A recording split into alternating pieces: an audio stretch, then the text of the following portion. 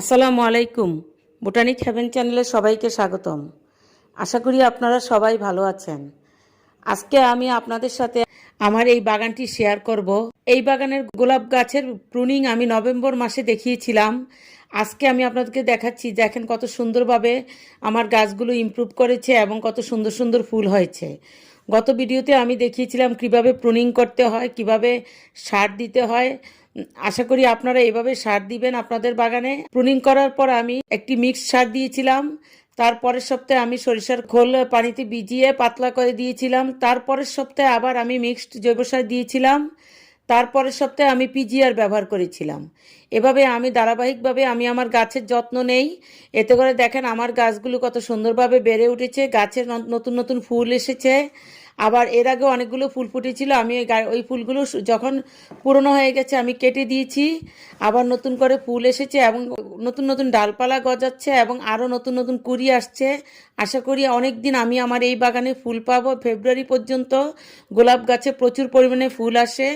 আর আমাদের আবহাওয়া অনেক খারাপ, এখানে দেখা যায় প্রচুর শীতের সময় রোদ আসে না তেমন একটা, যার কারণে আমার বাগানে ডিসেম্বর মাসে তেমন একটা ফুল আসে না, কিন্তু জানুয়ারি ফেব্রুয়ারিতে প্রচুর পরিমাণে ফুল আসে।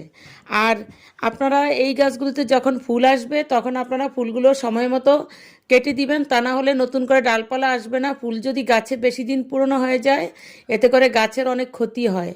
আর এ সময় আপনারা মাঝে মাঝে গাছের মাটিগুলো খুঁড়িয়ে দিবেন। আমি আমার বাগানের মাটি প্রতি মাসে 2বার খুঁড়িয়ে দেই এবং কুড়িয়ে আসার আগে আমি প্রতিদিন 2বার করে পানি স্প্রে করে দিয়েছি। এখন আপনারা মাঝে মাঝে পানি স্প্রে করে দিবেন, প্রতিদিন পানি স্প্রে করার প্রয়োজন নাই গাছের পাতায়। আর যদি আপনারা মাঝে মাঝে গাছের পাতায় পানি স্প্রে করে দেন তাহলে আপনাদের গাছে পোকামাকড়ে আক্রান্ত হবে না। কারণ যে কোনো ফুল ফলের গাছে যখন কুঁড়ি আসে বা কুঁড়ি আসার আগে বিভিন্ন ধরনের পোকামাকড় দ্বারা আক্রান্ত হয়। এই জন্য আপনারা এই সময় যদি এই নিয়মিত পানি স্প্রে করেন এবং বিভিন্ন ধরনের কীটনাশক ফাঙ্গিসাইড ব্যবহার করেন, দেখবেন যে আপনাদের গাছে পোকামাকড়ে আক্রান্ত হবে না। কারণ গোলাপ গাছের এটাই হচ্ছে ফুলের সিজন। আর ফাঙ্গিসাইড যদি আপনারা নিয়মিত দেন মাসে 2বার, তাহলে গাছের গোড়ায় কোনো রকম ফাঙ্গাস আক্রমণ করবে না। গোলাপ একটা সেন্সিটিভ গাছ, এটাতে সব খুব যত্ন করে গোলাপ গাছ করতে হয়। আপনারা এই জন্য সবসময় গোলাপে নিয়ম করে গোলাপ গাছে কীটনাশক এবং ফাঙ্গিসাইডটা ব্যবহার করবেন, দেখবেন আপনাদের গোলাপ গাছগুলো খুব ভালো হবে।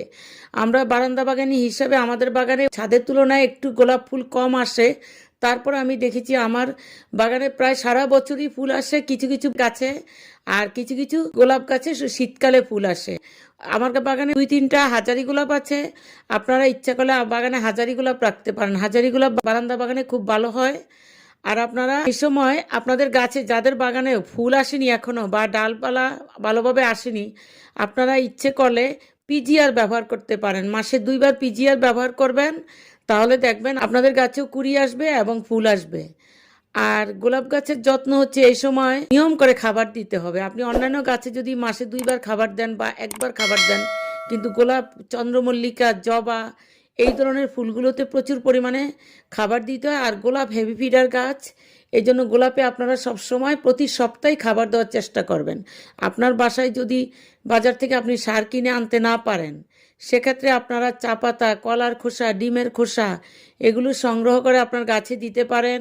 তারপর রান্নাঘরের যে সবজির খোসাগুলো আছে ওই সবজির খোসাগুলো আপনারা 7 দিন পানিতে ভিজিয়েও আপনাদের গাছে সেই পানিটা ব্যবহার করতে পারেন। এভাবে বিভিন্ন ধরনের ঘরের উপকরণ, ফেলে দেওয়া উপকরণ দিয়েও আপনারা আপনার গোলাপ গাছের যত্ন করতে পারেন।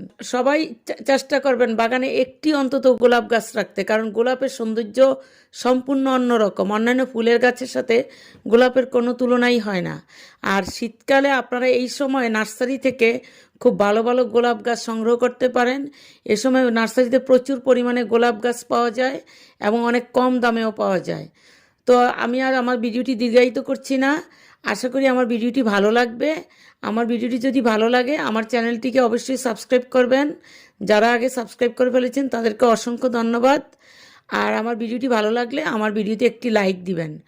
অনেকক্ষণ কষ্ট করে এবং ধৈর্য নিয়েও ভিডিওটি দেখেছেন, এই জন্য সবাইকে অসংখ্য ধন্যবাদ জানাচ্ছি এবং পরবর্তী ভিডিও দেখার আমন্ত্রণ জানিয়ে এখানেই শেষ করছি।